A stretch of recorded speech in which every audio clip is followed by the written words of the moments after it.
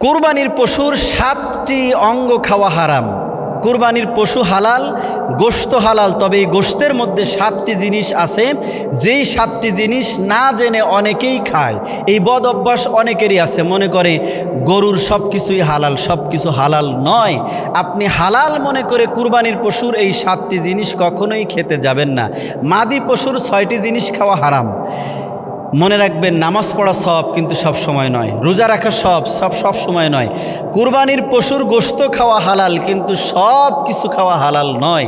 কুরবানির পশুর যেই 7টি জিনিস খাওয়া হারাম, তার ভিতরে প্রথম নাম্বার হচ্ছে প্রবাহিত রক্ত, দ্বিতীয় নাম্বার হচ্ছে প্রাণীর পুংলিঙ্গ, এটা আপনি খেতে যাবেন না। দ্বিতীয় নাম্বার হচ্ছে অন্ডকোষ, অনেকের এই বদ অভ্যাস আছে অন্ডকোষ খাওয়ার।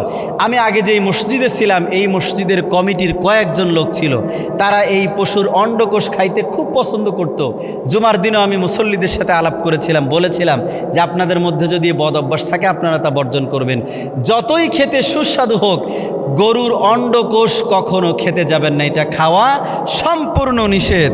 তারপরে 4 নাম্বার হচ্ছে মাদি প্রাণীর অর্থাৎ মহিলা প্রাণীর স্ত্রীলিঙ্গ খাওয়া সম্পূর্ণ হারাম, এবং রগ খাওয়া হারাম, মূত্রনালী খাওয়া হারাম, পিত্তথলি খাওয়া হারাম। বাকি সব কিছুই খাওয়া জায়েজ এবং হালাল।